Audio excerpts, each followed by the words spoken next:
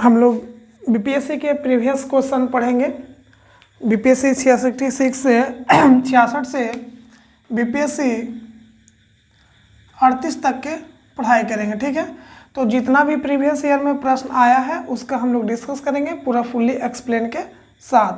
तो जिसमें अभी 66वीं का हम लोग करते हैं, तो 66वीं का पहला प्रश्न है, उसमें हम लोग देखते हैं कि मांसपेशियों में दर्द के उपचार में उपयोग किए जाने वाला विकिरण कौन सा है। तो देखिए, दर्द के उपचार में मतलब जब आदमी बहुत ज़्यादा काम करता है, थक जाता है, थकावट आता है, तो उसमें दर्द होता है, तो उसके उपचार में कौन सा। तो इसका आंसर होगा आपका इंफ्रारेड। तो बच्चों इसका आंसर हो गया इंफ्रारेड। मतलब इंफ्रारेड, इसको हिंदी में बोलते हैं अवरक्त किरण। तो हम लोग किसका रेडिएशन का उपयोग करेंगे? अवरक्त किरण। तो मांसपेशियों में जब दर्द होता है तो दर्द को कम करने के लिए उपचार के लिए हम लोग किसका करेंगे? अवरक्त किरण का उपयोग करते हैं। तो इससे पहले हम लोग पढ़ लेते हैं कि भाई अवरक्त किरण का उपयोग करते हैं। आगे देखिए कि जो दर्द होता है वो होता कैसे है, समझ गए। तो आपको याद हो गया मांसपेशियों में दर्द के उपचार के लिए कौन सा का? इंफ्रारेड का उपयोग करेंगे, अवरक्त किरण का उपयोग करते हैं। चलिए आगे देखते हैं।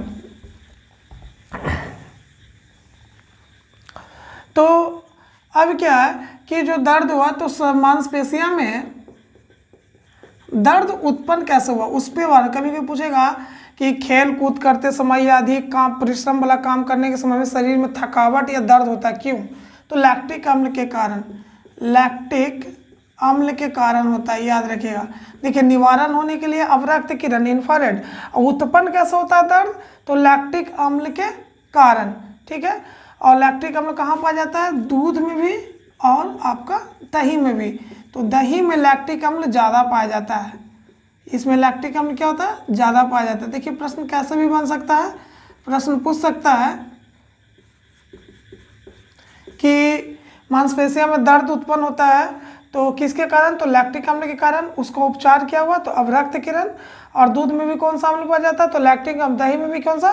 तो लैक्टिक अम्ल। अब हम लोग जो अवरक्त किरण पढ़े हैं उसका थोड़ा सा प्रॉपर्टीज पढ़ लेते हैं, ठीक है।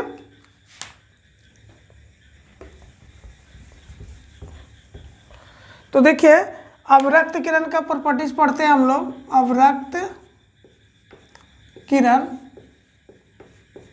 इंफ्रारेड का, तो देखिए सबसे पहले इसका खोज किए थे विलियम हर्शल ने, याद रखिएगा। विलियम हर्शल ने इनका खोज किया था, किसका? अवरक्त किरण का, ठीक है। विलियम हर्शल ने इसका खोज किया था 1800 ईस्वी में। देखिए, अवरक्त किरण को हम लोग हीट रेडिएशन के भी नाम से जानते हैं। हीट रेडिएशन देखिएगा, थोड़ा वर्ड मीनिंग में प्रॉब्लम हो सकता है। हीट रेडिएशन या थर्मल रेडिएशन के नाम से जानते हैं। हीट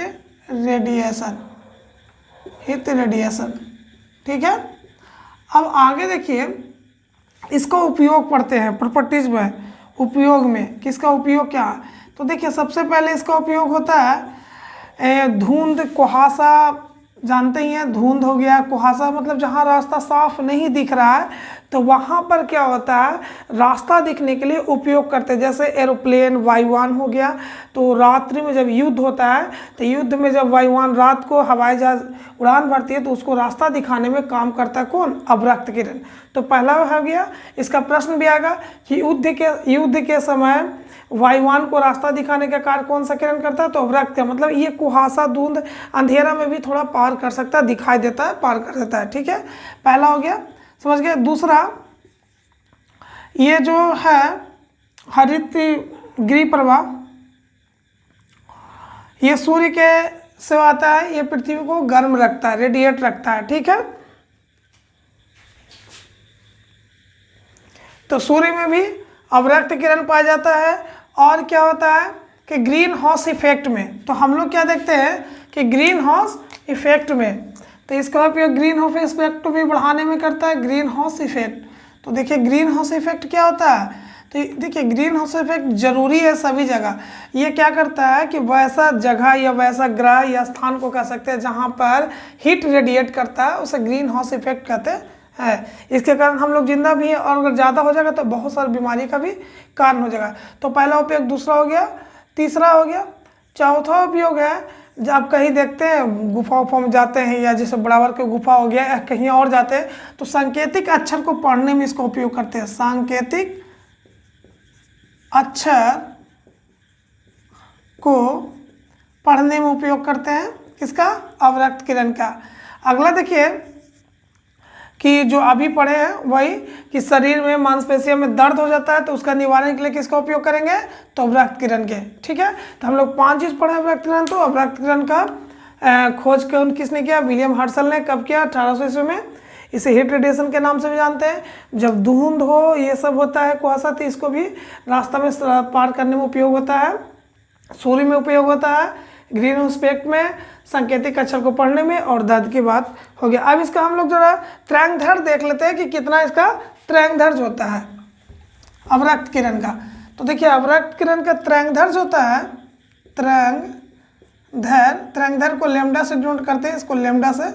तरंगदैर्घ्य इसका होता है अवरक्त किरण का 1 मिलीमीटर से 700 नैनोमीटर तक। नैनोमीटर जानते ही हैं, 1 नैनोमीटर में होता है 10⁻⁹ मीटर। ठीक है, 700 नैनोमीटर तक इसकी आवृत्ति, फ्रीक्वेंसी आवृत्ति का ऐसा यूनिट ही होता है, हर्ट्ज होता है।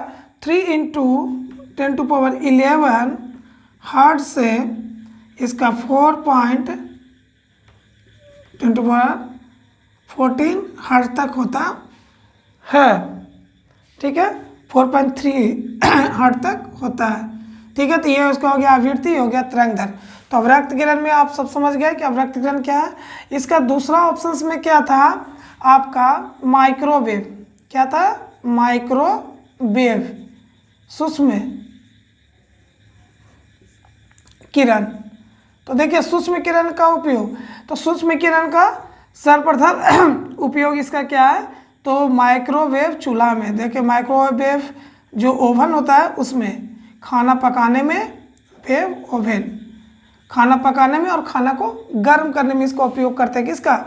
माइक्रोवेव का। हम लोग खाना पकाने में और खाना को गर्म करने में इसका उपयोग करते हैं। दूसरा, रडार सुने होंगे, रडार का सिग्नल को पता करने में इसका उपयोग करते हैं। रडार जानते हैं, जब भी कोई बाहर से आता है तो उसको ऑब्जर्व करता है, तो रडार संचार व्यवस्था में इसका उपयोग होता है। रडार संचार व्यवस्था में इसका उपयोग करते हैं। तो समझ गए माइक्रोवेव में। दूसरा, रडार संचार व्यवस्था में इसका उपयोग करते हैं। तीसरा, अणु परमाणु की संरचना में, अणु परमाणु के संरचना के बारे में, खोज के बारे में पता किया जाता है। अणु तथा परमाणु के खोज में, तो देखिए इसमें कैसे प्रश्न है, माइक्रोवेव में कौन सा किरण का उपयोग होता है? तो माइक्रोवेव किरण, सूक्ष्म किरण। रडार में किसका उपयोग होता है? रडार में। तो सूक्ष्म किरण का अणु तथा परमाणु की खोज में किसका उपयोग होता है? तो सूक्ष्म। इस तरह से पूछेगा कि अणु तथा परमाणु की खोज में किसका उपयोग करते हैं? तो सूक्ष्म किरण का उपयोग करते हैं। ठीक है, तो माइक्रोवेव चल गया। अब इसका फ्रिक्वेंसी कितना होता है वो देख लेते हैं। तो हम लोग अवरक्त किरण का देख लिए, अब माइक्रोवेव का देखते हैं कि इसका कितना होता है। तो इसका जो तरंगदैर्घ्य होता है, तरंगदैर्घ्य 1 मिलीमीटर से 30 सेंटीमीटर के बीच में होता है इसका तरंगदैर्घ्य। और इसका आवृत्ति होता है 10⁻9 हर्ट्ज से, 10⁻9 हर्ट्ज आवृत्ति का ऐसा मतलब होता है 9 हर्ट्ज से होता है, 3 × 10⁻11 हर्ट्ज होता है। तो अभी तक अवरक्त किरण में हो गया। दूसरा हो गया हम लोग माइक्रोवेव सूक्ष्म किरण। अब तीसरा है अल्ट्रा वायलेट में।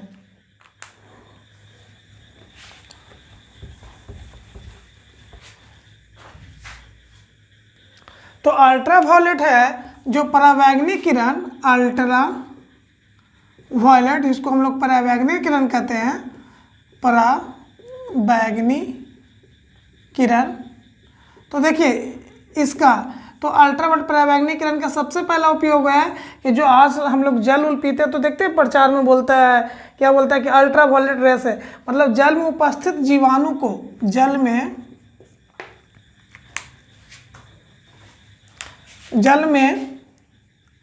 उपस्थित जीवाणु को नष्ट कर देता है। जो जल में उपस्थित होता है जीवाणु उसको नष्ट कर देता है, एकदम खत्म कर देता है। भोजन में जो परिस्थिति के रूप में इसका उपयोग होता है, ठीक है। दूसरा जो दिख नहीं रहा, इनविजिबल, जैसे फिंगरप्रिंट में फिल्मों में देखते हैं ना फिंगरप्रिंट, तो फिंगरप्रिंट में भी इसका उपयोग होता है।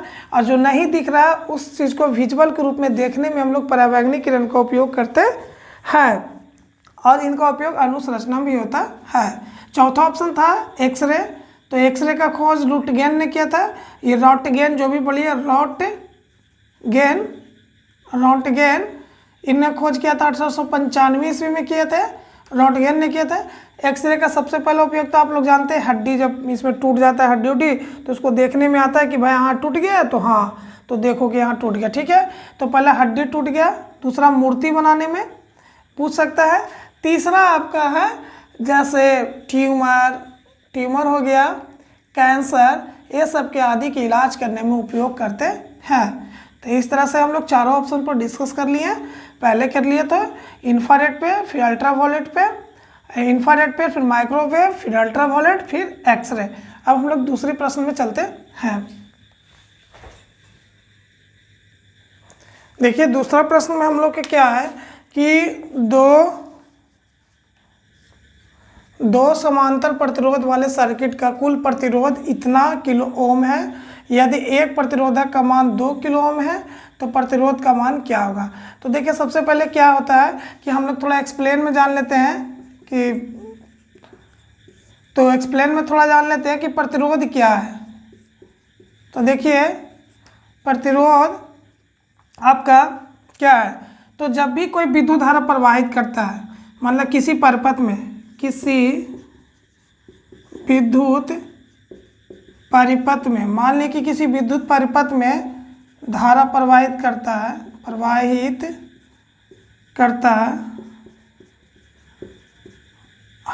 उसका अवरोध करता है, उसका अवरोध करने की प्रक्रिया को ही प्रतिरोध कहता है। दो अवरोध करने की प्रक्रिया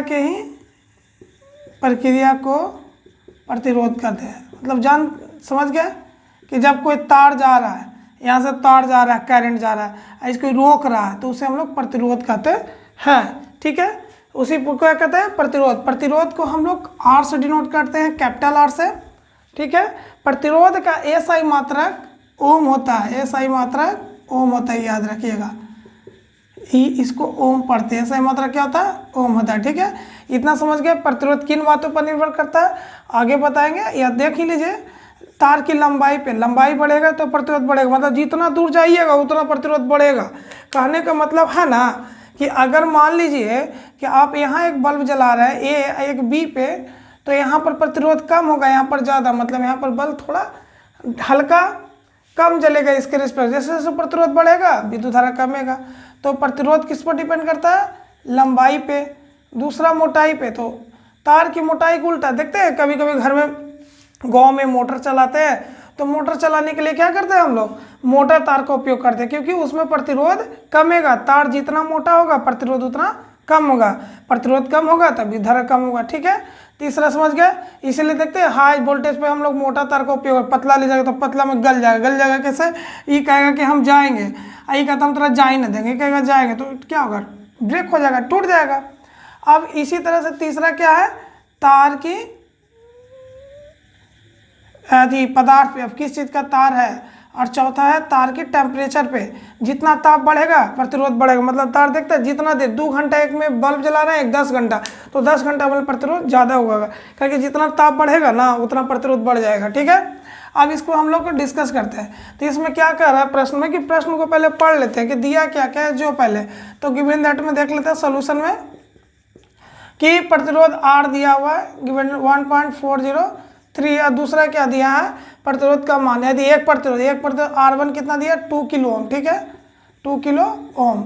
अब इसको क्या करें कि दूसरा को निकालना है, R2 का निकालना। तो याद रखिए श्रेणी क्रम समांतर क्रम होता है, तो श्रेणी क्रम में इसका फॉर्मूला ऐसे होता है, 2 प्रतिरोध है तो 2 लिए R1 प्लस R2, और समांतर क्रम में रहे तो देखिए इसमें होता है 1 R=1 R1 प्लस R2। तो देखिए यहाँ साफ बोल दिया आपको प्रश्न कि समांतर क्रम लीजिए, तो समांतर क्रम का फॉर्मूला लगा देते हैं। तो क्या हो गया 1 R=1 R1 प्लस 1 R2। तो इसमें तो दिया हुआ है, कितना दिया 1.403, इधर कितना R1 कितना लिया 1/2 प्लस 1/R2, इधर प्लस में तो इधर क्या आ जाएगा माइनस में 1403। ठीक है, अब इधर प्लस में हो जाएगा तो इधर क्या आ जाएगा माइनस में। अब सॉल्व कर दीजिए, तो सॉल्व करने पे अब इधर क्या हो गया कि इधर प्लस में तो इधर आ जाएगा तो क्या आ जाएगा आपका माइनस में। तो 1.1403 माइनस 1.2 = 1/R2। अब इसको एलसीएम ले लीजिए। अब एलसीएम लेने के बाद कितना आता है, तो एलसीएम लेने के बाद कितना आ रहा है हम लोग का कि 28, इसको एलसीएम ले लीजिए तो कितना आएगा 2806 आएगा, 2806 आ रहा है। अब इसको हम लोग क्या करेंगे, कर देंगे तो माइनस कर दीजिए, तो यहाँ पर आ जाएगा 2 से 2 बार में कट रहा है ना, हाँ 2 बार में, तो 2 यहाँ पर इतना हो जाएगा 1.03 = 1/R2। अब इसको हम लोग सॉल्व करेंगे, तो सॉल्व करने पर कितना आ जाएगा 597/2806। अब इसको उलट दीजिए, ऊपर वाला के नीचे और नीचे वाला के ऊपर कर दीजिए, तो हो गया। अब इसको सॉल्व करिएगा तो जो हम लोग को काट के आंसर आएगा वो आएगा कितना आएगा 4.7, देख लीजिएगा 4.70 किलो। तो इसका आंसर डी हो गया। तो समझ गए प्रतिरोध कैसा मात्रक ओम होता है। इस तरह का श्रेणी और समांतर में हम लोग इसको जोड़ते हैं। ठीक है, अब अगला प्रश्न। तो तीसरी प्रश्न में क्या है कि गर्म करने पर एक अर्धचालक का प्रतिरोध बढ़ता है या घटता है या वही रहता है, पहले से बढ़ता है फिर घटता है। पांचवा ऑप्शन छोड़ देते हैं, ज़्यादातर उपयुक्त में से कोई नहीं है, उपयुक्त में से 2 से अधिक। दोनों में लिख नहीं पाए थे, पहला वीडियो बना रहे इसलिए थोड़ा सा प्रॉब्लम्स हो रहा है। अब देखिए कि गर्म करने पर एक अर्धचालक का प्रतिरोध क्या होता है, तो इसके बाद हम बिना आँख मूंद के बोलिए कि गर्म किए तो अर्धचालक का प्रतिरोध घटता है। इसका आंसर बी होगा। अब देखिए कैसे होता है, जो सुनते हैं घटता है तो याद रखिएगा। तो चलिए हम लोग इस पर डिस्कस करते हैं। अर्धचालक सेमीकंडक्टर पे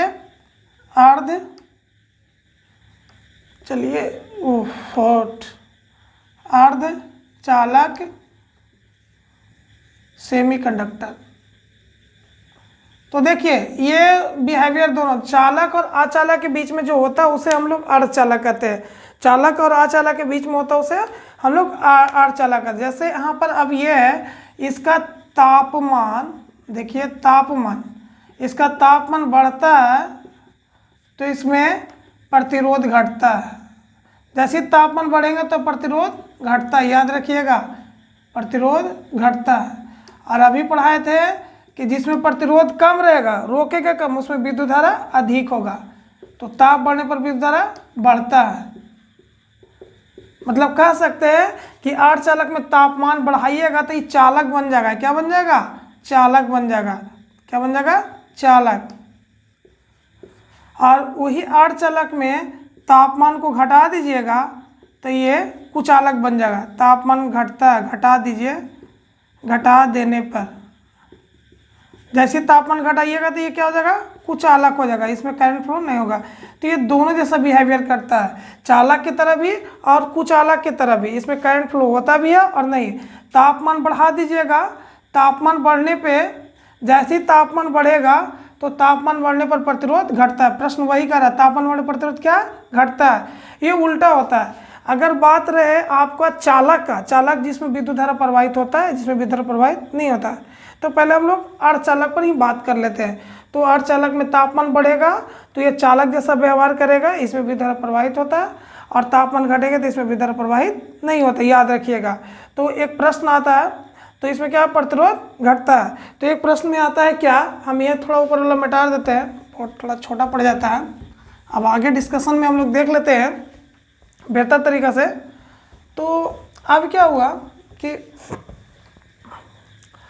तापमान बढ़ता है, तो जो अर्धचालक है, अब कभी कभी प्रश्न पूछा कि अर्धचालक कौन है, तो सिलिकॉन, जर्मेनियम, जो आप लोग क्या करते हैं, सॉरी हम लोग क्या करते हैं, सौर प्लेट में इसका उपयोग करते हैं, सिलिकॉन और जर्मेनियम। पूछेगा सौर प्लेट में किसका उपयोग करते हैं, तो सिलिकॉन और जर्मेनियम का।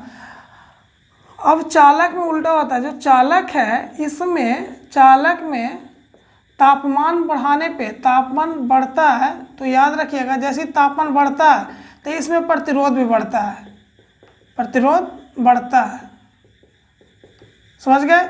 लेकिन अर्धचालक में क्या हो गया, तापमान बढ़ेगा तो प्रतिरोध घटेगा। प्रतिरोध ओम्स का नियम से हम लोग पढ़े थे, I प्रोपोर्शनल टू V, मतलब I equal to V upon R। तो देखिए इससे आपको क्लियर हो रहा है कि प्रतिरोध बढ़ेगा तो विद्युत घटेगा। तो ये चालक में होता है, ये धातु में होता है, चालक में लिख सकते हैं या धातु में लिख सकते हैं। तो इसका उल्टा होता है अर्धचालक में। अर्धचालक में तापमान बढ़ेगा तो प्रतिरोध घटेगा, लेकिन चालक में, धातु में तापमान बढ़ने पर प्रतिरोध बढ़ता है। तो समझ गए, चालक और अर्धचालक का क्या होता है, इसमें तापमान बढ़ेगा तो प्रतिरोध बढ़ेगा, लेकिन अर्धचालक में उल्टा होता है। ठीक है, तो ये प्रश्न क्या होता है, उल्टा होता है, समझ गया। अब ये जो अर्धचालक है, इसमें हम लोग दो तरीके से इसको समझने की थोड़ा सा कोशिश करते हैं। चालक समझ गए, तो एक प्रश्न आएगा कि धातु में या चालक में, चालक या धातु कुछ भी कहिए, में विद्युत धारा प्रवाहित क्यों होता है, मतलब किसी भी में विद्युत धारा प्रवाहित क्यों होता है, विद्युत धारा प्रवाहित क्यों होता है, तो आपको आंसर होगा free of electron. Free of electron होने के कारण विद्युत धारा प्रवाहित होती है। प्रश्न का ये उत्तर है कि फ्री ऑफ इलेक्ट्रॉन के कारण विद्युत धारा प्रवाहित होती है। तो अब इसमें आता है कि फ्री ऑफ इलेक्ट्रॉन को पता कैसे, तो इसमें थोड़ा सा जान लीजिए। एक पी टाइप का होता है, थोड़ा सा समझ लीजिए। पी टाइप सेमीकंडक्टर एक होता है, एक एन टाइप होता है, थोड़ा सा जान लीजिए, प्रश्न में आता है। पी टाइप अर्धचालक सेमीकंडक्टर, अर्धचालक जिसको सेमीकंडक्टर, और एन टाइप। तो पी टाइप में हमेशा याद रखिएगा होल आएगा। प्रश्न आएगा कि पी टाइप में क्या होता है, होल की इलेक्ट्रॉन, तो होल। और एन टाइप में क्या होता है, तो इलेक्ट्रॉन, याद रखिए। अब पूछेगा कैसे, तो देखिए पी टाइप में हमेशा जब भी मिलाइएगा तो वैलेंसी संयोजी इलेक्ट्रॉन, वैलेंसी जिसको संयोजी इलेक्ट्रॉन कहते हैं, वो 3 हमेशा याद रखिएगा। पी टाइप में कौन सा वैलेंसी इलेक्ट्रॉन मिलाते हैं, 3। और इसमें कौन सा संयोजी इलेक्ट्रॉन मिलाएंगे, वैलेंसी, तो इसमें आएगा आपका 5। यही प्रॉब्लम है, इसमें 5। तो देखिए 3 है, तो जैसे सिलिकॉन में, तो देखिए डोपिंग क्या होता है, जब भी कोई धातु में अशुद्धियाँ मिलाते हैं अर्धचालक में तो डोपिंग, तो जब भी इसमें मिलाते हैं सिलिकॉन में, तो 4 तो उसका पास है ही, 4 उसका है, 3 आया तो एक खाली हो जाता है। इसलिए हमेशा क्या कहलाता है, ये एक्सेप्टर होता है। याद रखिएगा, ये भी पूछेगा कोई भी एग्जाम में, दरोगा में या कोई साइंस के एग्जाम में, एसएससी में, कुछ में ये डोनर होता है या दाता होता है, क्योंकि इसके पास एक एक्स्ट्रा होता है फ्री ऑफ इलेक्ट्रॉन, इसके पास एक्स्ट्रा नहीं होता है। ये जो आप ऐसा थोड़ा सा समझ सकते हैं, मान लीजिए कि आपके पास ये सिलिकॉन है, सिलिकॉन है, सिलिकॉन है, सिलिकॉन है, ठीक है। और यहाँ पर मान लें कि इंडियम है, तो इसका 3 होता है, 1 हो गया, 2 हो गया, 3, एक खाली हो गया, तो फ्री ऑफ इलेक्ट्रॉन हो गया। लेकिन इसमें क्या होता है, एक ज़्यादा होता है, जैसे पेंटा में फास्फोरस मिला दिए तो इसमें खाली। मान लें कि सिलिकॉन में, आपका सिलिकॉन में फास्फोरस मिला दिया, तो इसका क्या होता है, 1, 2, 3, 4, एक एक्स्ट्रा इलेक्ट्रॉन हो गया। तो एक्स्ट्रा होने के कारण डोनर हो गया, एक कम होने के कारण एक्सेप्टर हो गया। पी में होल, मतलब पीएच वैल्यू पढ़िएगा तो देखिए पी से होल याद रखिएगा, और एन में इलेक्ट्रॉन। पूछेगा एन टाइप में क्या होता है, होल होता है ज़्यादा कि इलेक्ट्रॉन होता है, इलेक्ट्रॉन। ये होता है डोनर, ये होता है एक्सेप्टर, ठीक है। तो अर्धचालक हमें को लगता है कि आप लोग समझ गए होंगे कि अर्धचालक में तापमान बढ़ने पर वो चालक जैसा व्यवहार करता है, तापमान घटने पर कुछ अलग जैसा है। एक प्रश्न पूछेगा कि कमरे के ताप पर, जो कमरे के ताप पर जो सेमीकंडक्टर अर्धचालक है उसका व्यवहार कैसा होगा, तो ऑटोमेटिक आप लिखिए कमरे के ताप मतलब तापमान कम है तो वो कुचालक होगा, उसमें विद्युत धारा प्रवाहित नहीं होगा, कुचालक की तरह काम करेगा। तो कमरे के ताप पर क्या होगा, अर्धचालक। तो कमरे के ताप पर अर्धचालक कुचालक जैसे व्यवहार करेगा, विद्युत धारा उसमें नहीं होगा, ठीक है। वीडियो को अच्छा लगा होगा तो लाइक कर दीजिएगा, शेयर कर दीजिएगा और सब्सक्राइब भी कर दीजिएगा। ये फर्स्ट बीपीएससी का वीडियो को प्रीवियस डाले हैं और हम इस तरह से 38 तक को डालेंगे और बेहतर करेंगे अगले वीडियो में। जहाँ कुछ वीडियो में कुछ प्रॉब्लम हो, समस्या हो तो कमेंट करें, हम कोशिश करेंगे उसको बेहतर से बेहतर बनाने में, ठीक है। और वीडियो को ज़रूर सब्सक्राइब और शेयर कर दीजिएगा। धन्यवाद, थैंक यू।